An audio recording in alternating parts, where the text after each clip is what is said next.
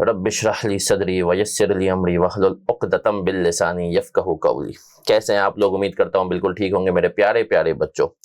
चलें सर, आज की क्लास को स्टार्ट करते हुए हम क्या करने लगे हम सर, हम जो है आज की क्लास की पहली क्लास ओरिएंटेशन क्लास है, कैफ 6 रिपोर्टिंग का पेपर है।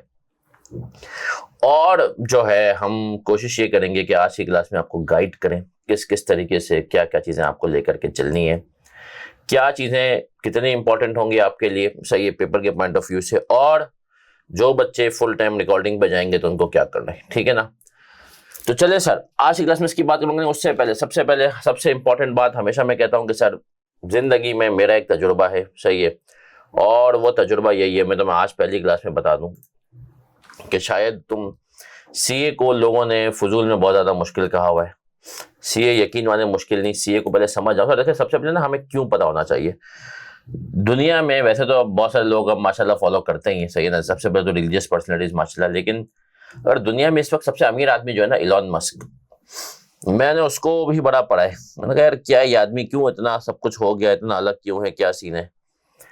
तो आप यकीन माने इलॉन भैया को पढ़ने के बाद ना मुझे एक ही चीज पता चली है, और वो ये पता चली है इलॉन मस्क को पढ़ने के बाद कि वो आदमी जो है ना फर्स्ट प्रिंसिपल थिंकिंग रखता है। What is first principle thinking?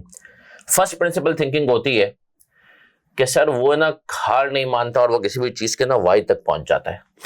क्या यार इशू क्या है? वाई भाई, उसको मार्स पे जो है ना रॉकेट भेज देते,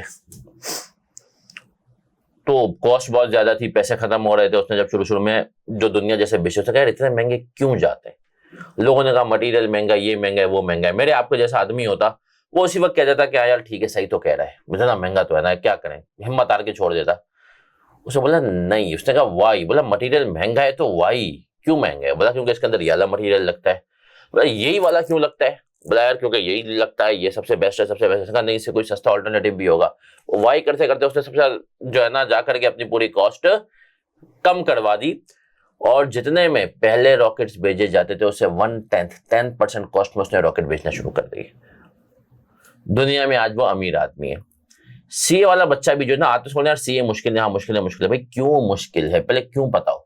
तो मैं तो बता क्यों मुश्किल है। क्यों, देखो सिर्फ याद रखना, सीए सिर्फ इसलिए मुश्किल है, जो मेरा तजुर्बा है वो इसलिए कि सर वो है ना आपको 6 महीने में उतना कोर्स पढ़वाता है। दो वजूहत है मुश्किल। एक तो 6 महीने में आपको इतना कोर्स पढ़ाता है जितना आपका यूनिवर्सिटी वाला दोस्त, मेरे हिसाब से आप समझे 2, 2.5, 3 साल में पढ़ता है। वो आपको 6 महीने में इतनी चीजें पढ़ा देता है। वो जो 2.5 साल में पढ़ा है तुम 6 महीने में पढ़ लो, पहली चीज। दूसरी चीज, बाकी जगहों पे ना यूजुअली पेपर्स आपका, मैं हायर एजुकेशन की बात कर रहा हूँ, इंटर सेंटर की बात की ना, आपकी इंस्टीट्यूट यूनिवर्सिटी वगैरह ही रहती है, उनको बच्चे पास करने होते हैं, सही है ना, उनको सारे ये चीजें होती हैं। लेकिन यहाँ पर आपका पेपर आईकेप लेता है, और आईकेप जो पेपर लेता है ना, आईकेप को जाहिर सी बात है एक मैनेज करना होता है कि बिल्कुल लल्लू आदमी बाहर ना जाए, सही है ना। तो एक तो कोर्स ज्यादा कर दिया, फिर लल्लू आदमी ना जाए, सही है ना, उसके लिए आईकेप पेपर थोड़ा सा टेक्निकल बनाता है, लेकिन वो बच्चा बड़े आराम से पास हो जाता है। देखिए अब हमने वाई समझ लिया कि क्यों बच्चा फेल हो रहा है ना, पेपर कंटेंट ज्यादा है, तो उसके लिए अब आपके पास तो आज के दौर में बहुत सहूलत है। आपको क्लासेस पे डिपेंडेंट नहीं रहना, आपके पास ऑनलाइन लेक्चर है, रिकॉर्डिंग है। याद जो बैच है हमारा तकरीबन पूरा ऑनलाइन जाएगा। अभी मैं बताऊंगा कि इसमें सिर्फ और सिर्फ 2 टॉपिक ऐसे होंगे जो कि मैं फिजिकल करवा रहा हूँ, बाकी सारी चीजें क्या होंगी सर, ऑनलाइन होंगी, ठीक है। फिर हमने कहा सर इसके अलावा क्या होगा, इसके अलावा मैं आपको बताता रहूंगा कि क्या चीज कैसे होगी। शेरोज आई थिंक अब आपको आवाज आना शुरू हो गई होगी बेटा, सही है ना, आपका कुछ उसका माइक का मसला होगा। चलिए सर, तो अब आ जाते हैं वाई सी इज डिफिकल्ट। पहले तुमने समझा why C A is difficult, तो हमने कह दिया। मैं ओवरऑल जनरल मैंने बातें कर दी, तो मैंने कहा आपको उसके हवाले से मैंने बता दिया भाई इसलिए डिफिकल्ट है। Too much course to cover in 6 months, too much course to cover in 6 months। सबसे पहले वो आपको था सिलेबस, और आईकेप जो है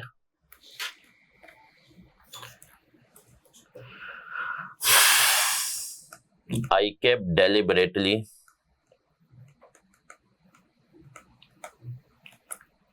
मेक्स अ बिट, बहुत ज्यादा नहीं, अ बिट डिफिकल्ट पेपर। कभी कभी बच्चे को लगता है पेपर बहुत डिफिकल्ट है, इतना नहीं होता, और कभी कभी बच्चे को बहुत आसान है, वो उतना आसान भी नहीं होता, ठीक है। लेकिन अब आ जाते हैं सर हमारा क्या करें, वे आउट क्या है, हम वो लिख लेते हैं। What is our way out, मैं आपको स्क्रीन शेयरिंग भी कर देता हूं, रुकें। वे आउट क्या है इसके अंदर, तो सर हमने कहा वे आउट है भैया मेरे हिसाब से पासिंग मार्क्स अप्रोच।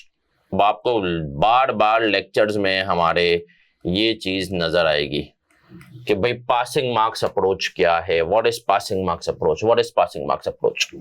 तो मेरा बच्चा याद रखें, पासिंग मार्क्स अप्रोच ये होता है कि आधे नंबर 50 नंबर पेपर में निकालना और हर सवाल में से आधे नंबर निकालना। अब उसमें से तुम 60 भी निकाल लोगे, 60%, मतलब अगर 10 नंबर का सवाल है तुम 6 निकाल लोगे, कुछ में से तुम 4 भी निकालोगे, बट 50 नंबर। अब पासिंग मार्क्स अप्रोच के लिए पता है उसूल क्या है, ये मैं तुम्हें बता देता हूं। सर पासिंग मार्क्स अप्रोच के लिए उसूल ये है कि आप जो आए जितना आए वो करें। देखिए आप पढ़ के पूरा जाएंगे, हर सवाल में एक दो मिलेगा ना, आई के पेपर को मुश्किल बनाएगा, डिफिकल्ट बनाएगा।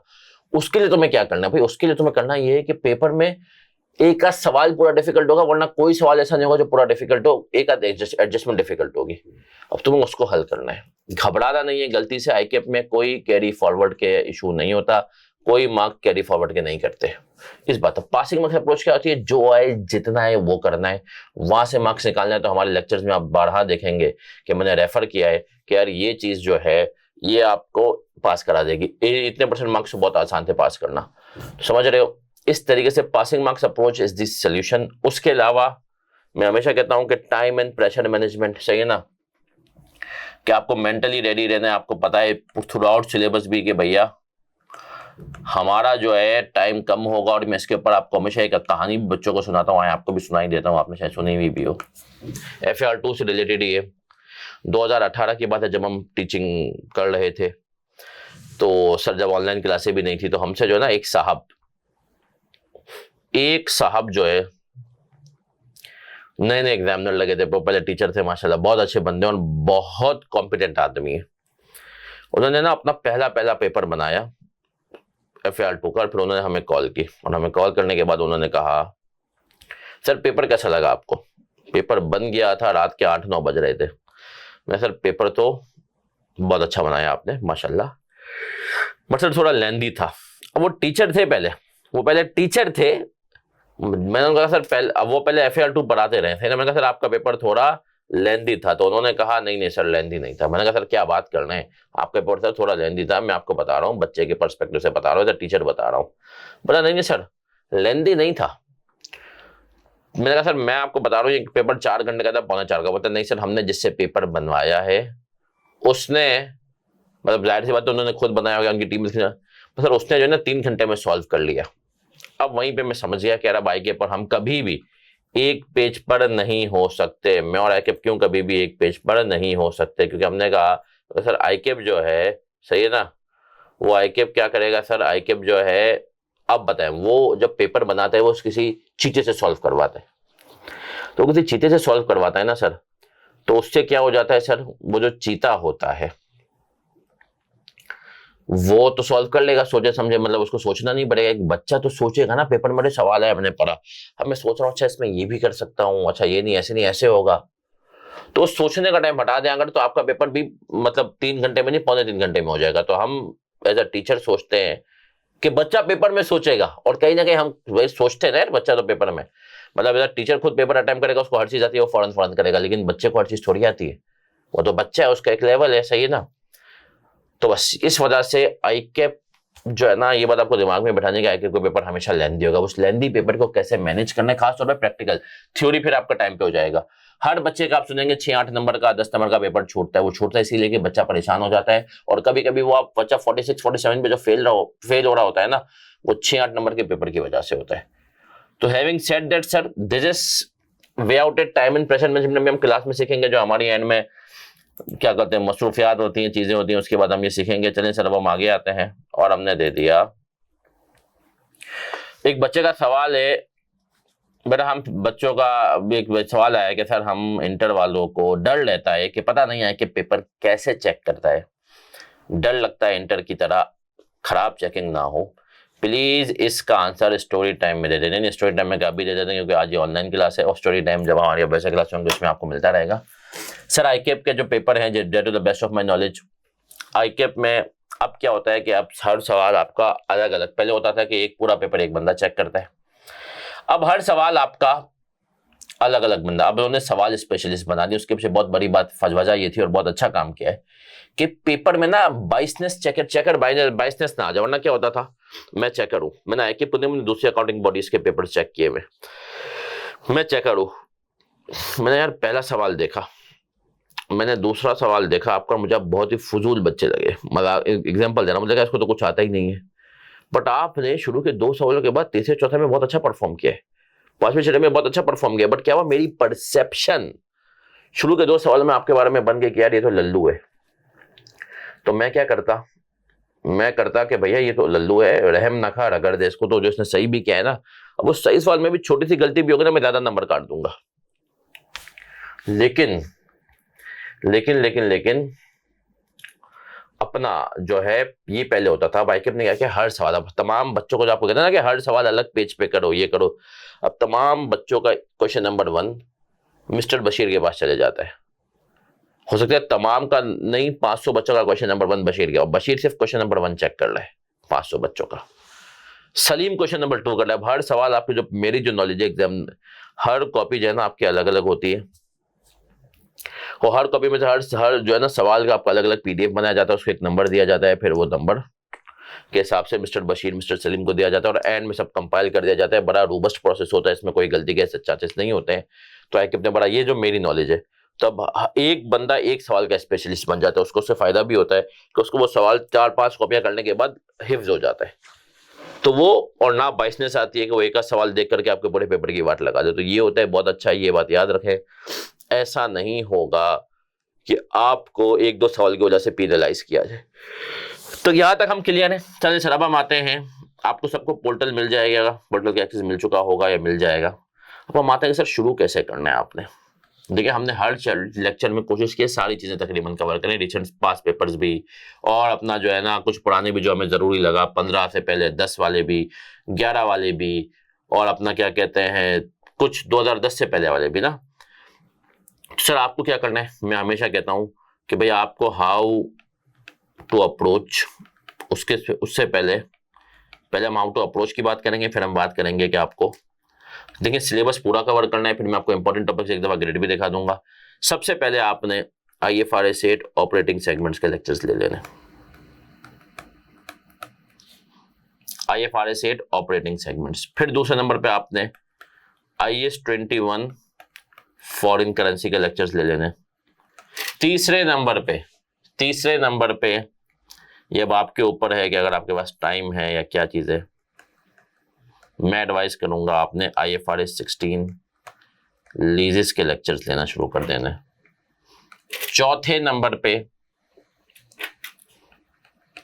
आप IFRS 9 के लेक्चर्स ले लें, और टारगेट ये करें कि ये मेरा जो है ना ये आपका टारगेट हो, मैं आपको भी बताऊंगा कि ये टारगेट आपका हो कि ये 4 टॉपिक के लेक्चर दें, और ये मिलाकर के इतने नहीं बनेंगे, सही है ना। ये आप पहले महीने में ही, क्योंकि अभी थोड़ा रिदम बनने में भी टाइम लगता है, पढ़ाई का भी इतना दिल नहीं होता, रिजल्ट की भी टाइम, ये आप फर्स्ट मंथ में कवर कर लें, क्योंकि आगे कवर करने के लिए बहुत कुछ है।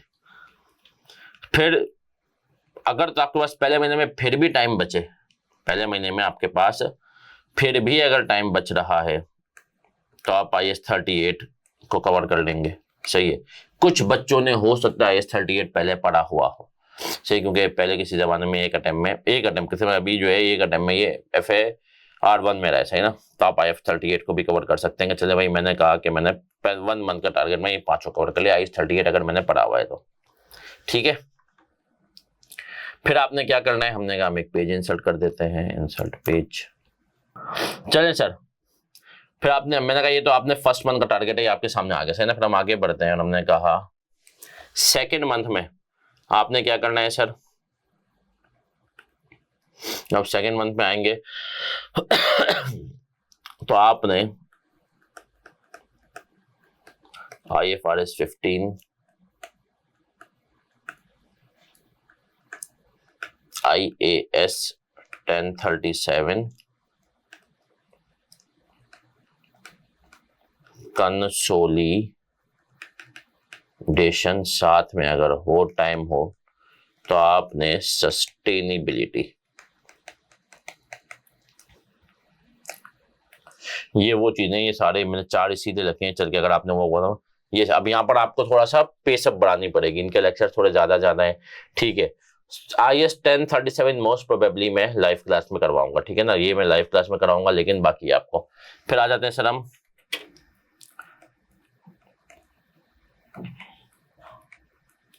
फिर आपने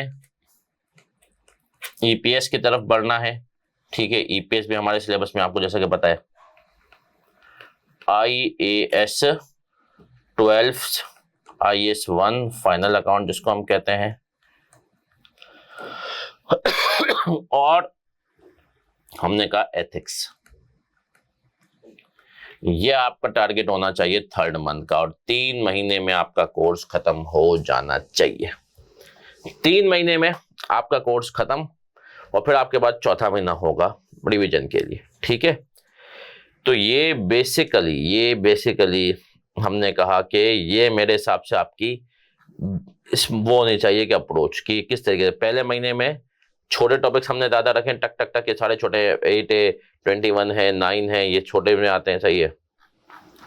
दूसरे महीने को थोड़ा सा हमने हैवी 3 बड़े रखे और 1 छोटा रखा है। दूसरा महीना आपको शायद सबसे बड़ा हैवी होगा मई का, बट जो मई वाले आइटम बचे होंगे अगस्त वाले उनके लिए, मई का जो फरवरी वाले होंगे, सही है, उनके लिए ये महीना आपका पड़ता है अपना, आप कह लें कि नवंबर का, अक्टूबर का। तो सर दूसरे महीने में ना, क्योंकि आपकी थोड़ी लय बन चुकी होगी, चीजों में आप थोड़ा सीरियस हो चुके होंगे, रिजल्ट आ चुके होंगे, तो आपको ये करना है, फिर ये करना है, ठीक है सर।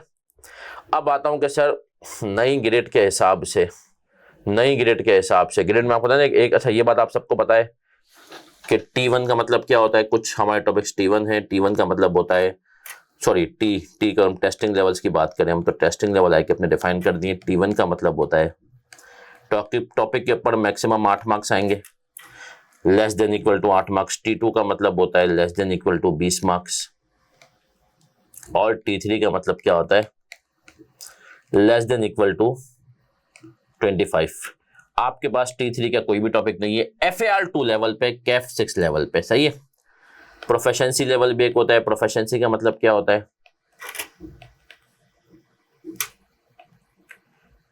P1 के बेसिक पर के आ जाओ। P2 एक तो मुनीर भाई जो है ना, बहुत ही मुनीर भाई है ना, P2 चीता बन के आओ, और P3 दरिंदा बन के रहो, वैशी, सही है। P3 का भी कोई टॉपिक आपके सिलेबस में नहीं है। तो सर हमारे सिलेबस में क्या है, हमारे सिलेबस में जो है, हमारे सिलेबस में है वो P2 के मेजर टॉपिक है और T2 के मेजर टॉपिक है ना। एक सर इन्वेस्टमेंट एसोसिएट कंसोलिडेशन में, इन्वेस्टमेंट एंड एसोसिएट मेरा बच्चा कंसोलिडेशन में, हम सही है ना, वो आपको उसके साथ होगा। अब आ जाते हैं सर, एक दफा आपको दिखाते हैं हम प्यार मोहब्बत में grid. What is grid?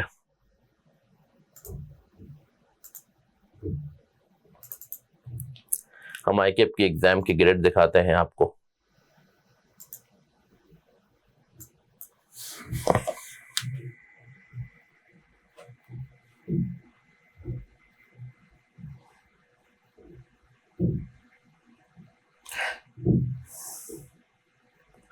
Book आपको मिल जाएगी उसकी,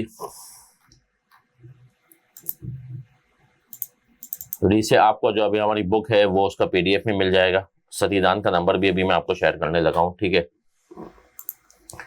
आ जाए सर, सिलेबस हमारे सामने आ चुका है, ये 3 हिस्सों में है। अगर आप गौर से देखें, 20 से 30 मार्क्स, 40 से 45 और 30 से 40 मार्क्स, सही है ना। टीचिंग आवर्स इसके हिसाब से 109 से 131 बनते हैं तकरीबन। देखा जाए क्लासरूम टीचिंग हो तो मेरे ख्याल में 150 का है, ऑनलाइन बैच पे जाएं तो मेरे ख्याल में 100 घंटे में आपका इंशाल्लाह कोर्स कवर हो जाएगा, ठीक है। अब ग्रेड में मैं आपको बता दूं, टॉपिक्स के बारे में हमने आपको बता दिया। तो सर देखें, ये कंसोलिडेशन की बात कर रहा है, ये जो बात कर रहा है EPS की बात कर रहा है, और ये IS1 फाइनल अकाउंट्स की। ये 3 टॉपिक मिला करके उसने कहा 20 से 30 मार्क्स के आएंगे। अब ये थोड़ा सा गड़बड़ हो गई, पहले वाली जो ग्रेड होती थी, सही है ना, आज से 2 बैच पहले सर हमने कह दिया कि उसके अंदर आपके पास कंसोलिडेशन जो है ना और फाइनल अकाउंट्स होते थे एक ग्रेड में 20 से 30 मार्क्स है, तो उसके पास मार्जिन नहीं था, वो कंसोलिडेशन के ऊपर बड़ा सवाल बनाता था। अब देखें फाइनल अकाउंट को तो वैसे भी उसने T1 डाल दिया है, छोटा सवाल आएगा, लेकिन अब कंसोलिडेशन के ऊपर सर बड़ा सवाल आ सकता है, और इसके अलावा अगर वो नहीं आएगा तो ईपीएस के ऊपर भी बड़ा सवाल आ सकता है। तो पहले कंसोलिडेशन के ऊपर बड़ा सवाल लाजमी था, अब दोनों के ऊपर आ सकता है, बट अभी भी मेजरली वो कंसोलिडेशन पे ही खेलेगा, सही है। फिर आ जाते हैं, और ग्रेड में भी 20 से 30 मार्क्स है, तो दोनों के ऊपर बड़ा सवाल नहीं आ सकता, ये बात भी दिमाग में रखिएगा। फिर आ जाते हैं सर, हमने कहा ये इसने IS-12 की बात कर ली पहली दूसरे ग्रेड में, जो कि मैं कहूं तो आपकी 30 से 45 नंबर की सबसे बड़ी ग्रेड है। फिर उसने बात कर ली IFRS 15 की। फिर उसने बात की किसकी, एथिक्स। फिर उसने बात कर ली इंटेंजिबल्स IS 38, और फिर उसने बात कर ली आपके पास सस्टेनेबिलिटी। अब सर मैं आपको बता दूं, ये ग्रेड जो है ना मेरे हिसाब से आपको पास करवाएगी। देखो मैं आपको समझाऊं, IS-12 टेक्निकल है, लेकिन पेपर में मार्क्स स्कोर करना इतना मुश्किल नहीं। IFRS 15 लेंदी है, ये मैं कहूंगा लेंदी है, टेक्निकल नहीं है। और IS 38 तो 16 का भाई है, आप लोगों ने पहले बहुत सारों ने पढ़ा हुआ भी होगा FAR 1 में, और के भी है। तो सर इस ग्रेड में से आप मार्क्स निकाल सकते हैं। इस ग्रेड के अंदर इन 3 में से 12, 15 और 38 3 T2 वाले टॉपिक है, किसी के ऊपर भी किसी भी 2 के ऊपर बड़ा सवाल आ सकता है, याद रखना। ऊपर वाले ग्रेड में से 1 के ऊपर बड़ा सवाल आएगा, यहाँ पर किसी भी 2 के ऊपर आ सकता है, सही है। फिर ये आपके पास IFRS 8 है। फिर आपके पास IFRS 16 है। फिर IFRS 9 है। फिर आपके पास IAS 1037 है, मतलब 37 ऊपर वाला था, ये IAS 10 हो गया। इन दोनों को एक ही साथ कहते हैं, इन दोनों के ऊपर सवाल भी एक साथ ही आता है, सही है। और फिर आपके पास जो है IAS 21 आ गया, सही है। अब सर देखिएगा, इस ग्रेड में से भी 16 T2 वाला है आपके पास, और आपके पास 37 और 10 मिला करके, इसमें T1 10 को लिखा है, बट मिला करके दोनों है। सर इस ग्रेड के ऊपर में से इन दोनों में से लीजिस 10, 37 में से किसी एक पे बड़ा सवाल आएगा। यहाँ पर 15, 38 और 12 में से बड़ा सवाल किसी 2 पे आएगा, और एक जो है ना अपना क्या कहते हैं ईपीएस। तो आपको पता है 3 से 4 बड़े सवाल जब बनेंगे ना, तो उसमें अगर 4 बड़े सवाल बनते हैं तो 2 बड़े सवाल आपके पास यहाँ से बनेंगे, दूसरी ग्रेड से। वरना हो सकता है कि इसमें से भी एक पे बड़ा सवाल बने और दूसरी पे ना बने। बट आप समझ रहे हैं। अब मैं आपको बता देता हूँ सर इंपॉर्टेंट टॉपिक कौन से हैं, सही है ना।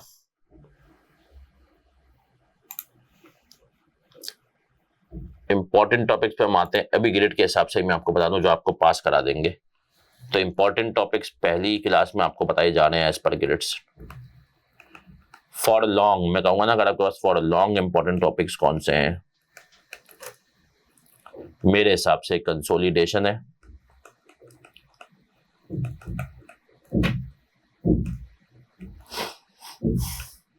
IAS 12 है, IFRS 15 पे भी बड़ा सवाल आ सकता है, बट मैं उसको फिर भी थोड़ा सा कहता हूं कि शायद एग्जामिनर का ज्यादा टिल्ट रहे उसके ऊपर छोटे सवाल पे। IAS 38 है, IFRS 16 है, IAS 1037, ये आपके इंपॉर्टेंट टॉपिक्स हैं फॉर लॉन्ग।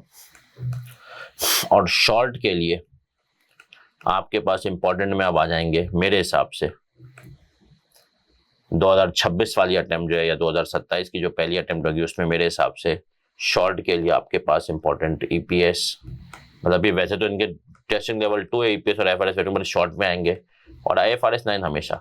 सर अगर मैं आपको बताऊं ना, ये 8 टॉपिक कुछ नहीं ना तो पेपर का आपका 80% बनाएंगे। हो सकता है ये 90 भी बना दें तो गलत नहीं होगा, ये 8 टॉपिक।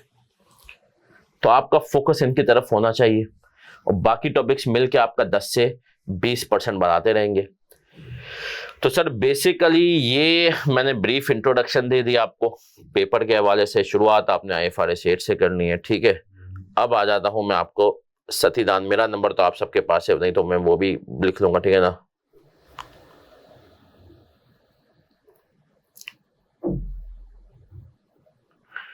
मैं आपको सती का नंबर देने लगा हूं।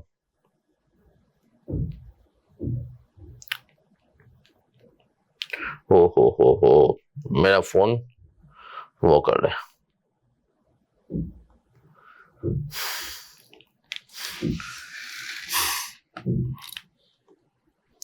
सतीदान सिंह, सती का नंबर 0302, ये मेरे टीए हैं। मैं सतीदान, ये अगर आपको कोई भी मसला हो यू कैन ऑलवेज, क्या हो गया ये स्क्रीन इतनी हिल क्यों रही है भाई? सतीदान, सती का नंबर है 0302 2244 516। ठीक है, ये सती का नंबर है।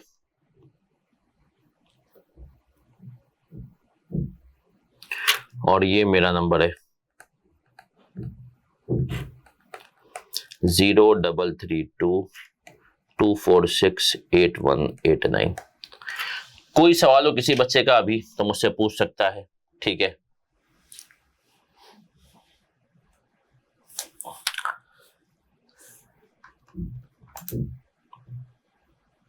कोई सवाल किसी का? सवाल है सर ये बैच पूरा आप ऑनलाइन कराएंगे या सर काजी भी इसमें कराएंगे? नहीं, ये बैच पूरा ऑनलाइन वाला बैच पूरा मैं कराऊंगा। सर उमर काजी जो है वो फिजिकल वाला जो बैच होगा उसमें मेजर पोर्शन वो कराएंगे। ठीक है, मैं सर आप सारे टॉपिक्स ऑनलाइन कराएंगे? नहीं, मैं 1037 और शायद IAS 12 ये 2 टॉपिक ऐसे होंगे। मैं ये 2 टॉपिक, ये और ये इस बैच में हो गए। बस के अलावा भी कोई एक टॉपिक और भी जो है मैं फिजिकल करा दूं। ठीक है, तो ऑनलाइन में, हाँ सर ये अच्छा सवाल है। वेबिनार हर 14 दिन में एक दफा मैं वेबिनार लूंगा, सही है ना? मोस्ट प्रोबेबली रात के टाइम पे होगा, किसी की कोई भी क्यूरी आंसर्ड हो। वैसे तो हम व्हाट्सएप पे आपको जवाब मिलते रहेंगे, फिर भी एक वेबिनार लिया जाएगा आपका। कोई और सवाल किसी का? चलें सर, तो ये हो गया हमारा सवाल। हमारी हर क्लास में आपको नॉर्मल जो क्लास होगी इसमें स्टोरी टाइम मिलेगा। आज ओरिएंटेशन में भी आपको एक छोटा सा स्टोरी टाइम में बता ही दूं। चले सर, दुनिया में ना रिसर्च हुई तो पता चला कि जापानीज लोग सबसे ज्यादा जीते। तो जो स्टोरी टाइम में आपको कुछ ऐसी बातें वैसे चले मैं बता दूं, वो बताऊंगा जो कि आपको शायद याद रह जाए जिंदगी में, जो नॉर्मली आप मुझे शायद भूल भी ना, लेकिन वो बात को एक बात भी आपको क्लिक होगी तो आपको याद रहेगी स्टोरी टाइम में। तो हम ये बात करते हैं, दुनिया में रिसर्च हुई, जितने भी लोग जीते हैं, मतलब लोग एक उम्र जीते हैं, तो जापानीज सबसे ज्यादा लंबी उम्र जीते हैं। जब उसके ऊपर स्टडी की गई तो पता चला कि ये जो जापानीज लोग होते हैं ना, ये जिंदगी में एक गोल बनाते हैं। उनका एक गोल होता है। अब गोल क्या होता है सर? कि यार मुझे ना मरने से पहले, दुनिया से जाने से पहले ना ये काम करना है। फॉर एग्जाम्पल, आप में से किसी का गोल ये हो सकता है कि मुझे दुनिया से जाने से पहले पाकिस्तान से सूद खत्म करना है। बहुत बड़ा गोल है, लेकिन ये गोल हो सकता है। उसी डायरेक्शन में फिर आपकी मेहनत होनी चाहिए। किसी का ये गोल हो सकता है कि यार मुझे दुनिया से जाने से पहले, सही है, कम से कम खुद को CA क्वालिफाई करना है, 5-10 बच्चे होने चाहिए, उनकी शादी करवा दूं। ये गोल होता है, गोल बनाने। तो गोल की वजह से क्या होता है, बोलते हैं कि यार उनकी ना एफर्ट्स उस तरफ लगना शुरू हो जाती है, माइंड डाइवर्ट कम होता है, सोचे कम आते, बीमार कम होता है, पूरी साइकिल चलती है। तो अपना जिंदगी में एक गोल बनाओ कि तुम्हें करना क्या है, सही है ना? जब तुम वो गोल बनाओगे ना तो वो बहुत ज्यादा तुम्हें जो है ना हेल्प करेगा। ठीक है, तो ये गोल के ऊपर अपना एक दिमाग में गोल बनाओ। ये गोल छोटा मोटा ना हो कि FAR2 पास करना है, कैफ करना है, मैं कहता हूँ CA करना है, ये भी गोल ना हो। गोल हो अल्टीमेट, तो जिंदगी का गोल को छोड़ना चाहिए। CA करना इज नॉट अ जिंदगी का गोल। ठीक है, चलिए अपना ख्याल रखिएगा, दुआ में याद रखिएगा। हम मिलते हैं इंशाल्लाह रिकॉर्डेड लेक्चर्स में और फिर वेबिनार में। अल्लाह हाफिज।